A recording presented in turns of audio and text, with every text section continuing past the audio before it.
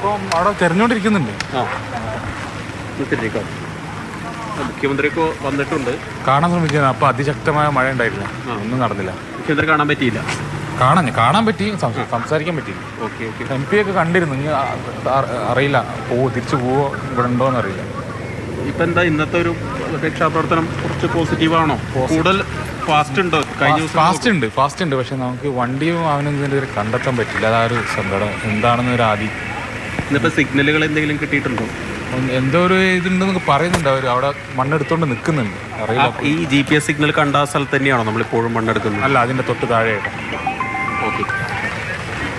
ഏതായാലും ജിതിൻ്റെ പ്രതികരണമാണ് നമ്മൾ കേട്ടത്. എന്തോ ഒരു സിഗ്നൽ കിട്ടിയെന്ന് പറയുന്നു, പക്ഷേ അത് ലോറിയുടേതാണ് എന്ന് നമുക്കിതുവരെ സ്ഥിരീകരിക്കാൻ ആയിട്ടില്ല എന്നാണ് ജിതിൻ പ്രതികരിക്കുന്നത്.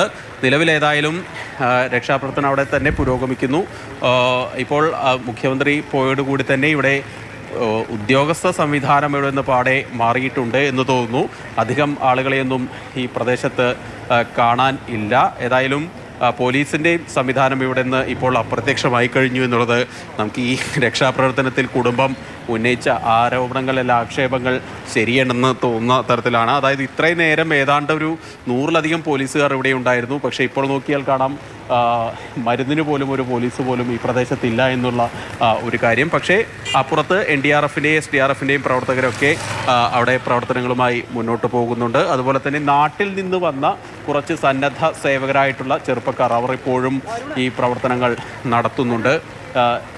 ഏതായാലും വലിയ തോതിൽ ഉള്ള ഒരു രക്ഷാപ്രവർത്തനം ഇപ്പോൾ പുരോഗമിച്ചുകൊണ്ട് ഇരിക്കുകയാണ്.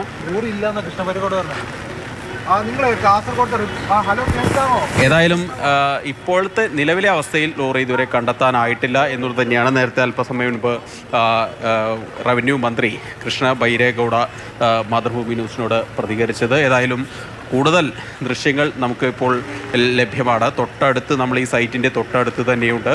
ഇവിടെ സൈന്യത്തിൻ്റെയും NDRFൻ്റെയും ഒക്കെ സംഘങ്ങൾ തിരഞ്ഞുകൊണ്ട് ഇരിക്കുന്നുണ്ട്. നിലവിൽ ഏതായാലും നമ്മുടെ അർജുൻ്റെ ബന്ധുക്കൾക്ക് മുഖ്യമന്ത്രിയെ ഒന്നും കാണാൻ സാധിച്ചില്ല. അതായത് വലിയ തിരക്കായിരുന്നു. ഈ ഇരകളായിട്ടുള്ള ആളുകളുടെ ബന്ധുക്കൾ പോലും ഇവിടെ നിന്ന് മുഖ്യമന്ത്രിയെ കാണാനുള്ള ഒരു സാഹചര്യം പോലും ഇവിടെ ഉണ്ടായില്ല എന്നുള്ളത് സങ്കടകരമായിട്ടുള്ള ഒരു കാര്യമാണ്. അതിലെ സങ്കടം അവർ പങ്കുവെക്കുകയും ചെയ്തു. ഏതായാലും ഇപ്പോൾ ഈ സൈറ്റിൽ രക്ഷാപ്രവർത്തനം നാമമാത്രമായ രീതിയിൽ തന്നെയാണ് നടക്കുന്നത്. ആ പ്രദേശത്തേത് GPS സിഗ്നൽ കണ്ടതിൻ്റെ തൊട്ടപ്പുറത്ത് മാറിയുള്ള പ്രദേശത്താണ് ഇപ്പോൾ മണ്ണ് മാറ്റുന്നതെന്നാണ് ജിതിൻ പ്രതികരിച്ചത്. രഞ്ജിത്ത് ഉൾപ്പെടെയുള്ളവർ അവിടെയുണ്ട്. ഏതായാലും ഈ മഴ രക്ഷാപ്രവർത്തനത്തെ അല്പം പിന്നോട്ട് അടിച്ചിട്ടുണ്ടെന്ന കാര്യത്തിൽ യാതൊരു സംശയവുമില്ല. ഏതായാലും ഈ അപകടകരമായിട്ടുള്ള ഒരു അവസ്ഥ ഈ മണ്ണിടിച്ചിൽ മണ്ണിടിച്ചിൽ ഉണ്ടാകുന്നത് വലിയ പ്രതിസന്ധി സൃഷ്ടിക്കുന്ന ഒരു കാര്യം തന്നെയാണ്.